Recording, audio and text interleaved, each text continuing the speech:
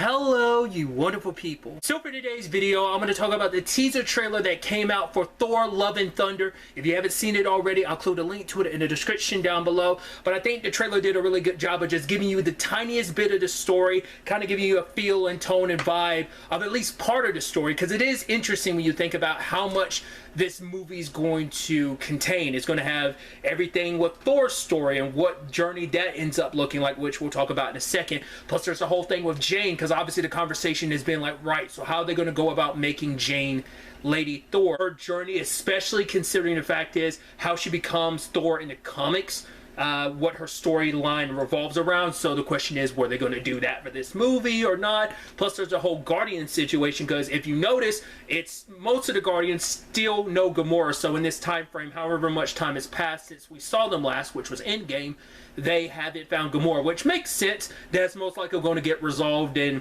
whatever that situation ends up being is probably going to end up being in the Christmas special. I'll probably get the feeling like it's probably only going to be like maybe the first.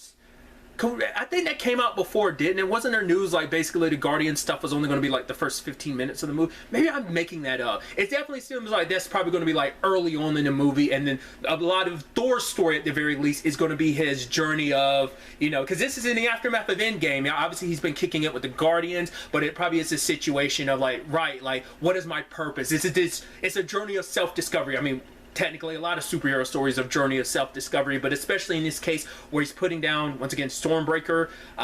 He wants to use these hands to like help, and he's on his peaceful journey. Obviously at one point in time we do see him kind of working out and stuff like that, but maybe like he got back in shape to eventually pick up everything again. What is the jump off point? I mean, I would assume it's the main antagonist of the movie. Was it Gore the God Butcherer? Like, I'm sure, or just God Butcher.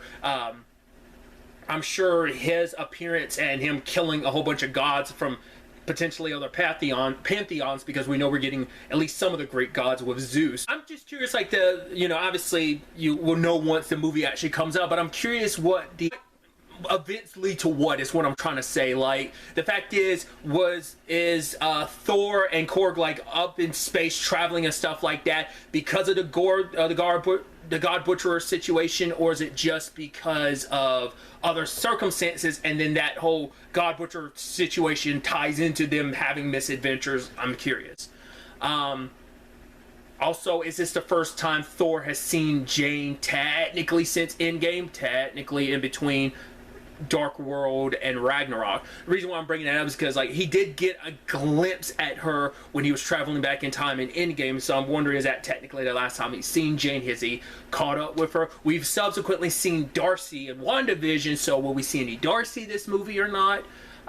Questions like that is kind of what's kind of running through my mind. And speaking of the Jane thing, and I think it is interesting, I think it was kind of a nice little detail that makes sense that the Mjolnir that Jane has, it's not a new Mjolnir. It is the old Mjolnir that Hela broke and is pieced together, which I thought was kind of interesting. I wonder what those circumstances were that made it come back together. I wonder, will she eventually, like how he eventually got Stormbreaker made, I wonder, will she eventually get her own Mjolnir made, or will she continue to use the crack one, or will it be a combination of her and Thor working together to fully restore Mjolnir to its former glory or something like that? I mean, I'd be a little worried using like a cracked version of Mjolnir, because I'd be too scared that would eventually something could break it again, especially because it's even in a more even fragile state this time. That was it, fully strength, everything's okay, and it still got crushed into pieces. So it being broken and put back together, you could still see so many of the cracks. It makes you wonder, will she eventually get a new one, or will she get like a replacement weapon kind of similar to Thor? Will he end up giving her Stormbreaker in the end? Questions like that, because we don't even know, like, is this the farewell to the Thor that we've come to know so far, or, you know, what is his story going to look like? Obviously we get little bits with Valkyrie as she's in New Asgard, you know, being the queen's kind of rough, and I think it's probably not all enticing. It's probably a lot of the boring stuff, but also just like, right, like how is leadership treating her? Has she enjoyed it? Has she not? Just a lot, once again, going on in this movie, and it's going to definitely be interesting to see. I mean, like I said, mainly the teaser trailer was just a tone setter, but I think it did a really good job of kind of giving you some ideas here and there on where things are going to go.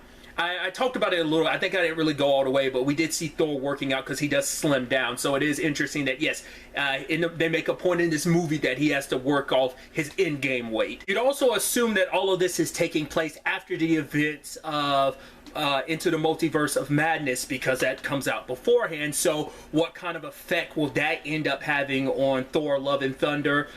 Questions like that. And, you know, these obviously are just some of the things that are going through my head. I'd love to get to know your thoughts in the comments down below. What did you think? What are some things you expect to see from this movie? What are some things you want to see from the movie? Let me know all your thoughts. But really, that's all I want to talk about. So the next time we meet, be happy, be safe, live life to the fullest, and enjoy it. Good day and goodbye.